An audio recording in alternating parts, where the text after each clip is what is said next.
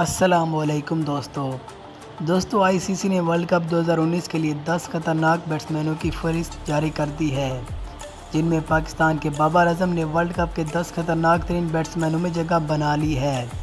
दूसरे खिलाड़ियों में अफ़गानिस्तान के ओपनर मोहम्मद शहजाद, बांग्लादेश के opener Tamim Iqbal, West Indies के ओपनर क्रिस गेल, इंग्लैंड के wicketkeeper batsman Jos Buttler, New Zealand के कैप्टन केन विलियमसन, जनूबी अफ्रीका के विकेटकीपर क्विंटन डिकॉक, ऑस्ट्रेलिया के डेविड वार्नर, जबकि भारत के विराट कोहली और शिखर धवन शामिल हैं।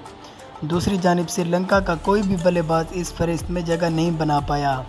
दोस्तों याद रहे कि मोहम्मद आमिर के हवाले से आईसीसी ने अपने ऑफिशियल ट्विटर अकाउंट पर एक पोस्ट करते हुए कहा है कि मोहम्मद आमिर एक बार फिर कौमी टीम के वर्ल्ड कप स्क्वाड का हिस्सा बन गए हैं और विराट कोहली, रोहित शर्मा और शिखर धवन की खैर नहीं है। दोस्तों आप आईसीसी के ऑफिशियल ट्विटर अकाउंट पर जाकर ये खबर पढ़ सकते हैं।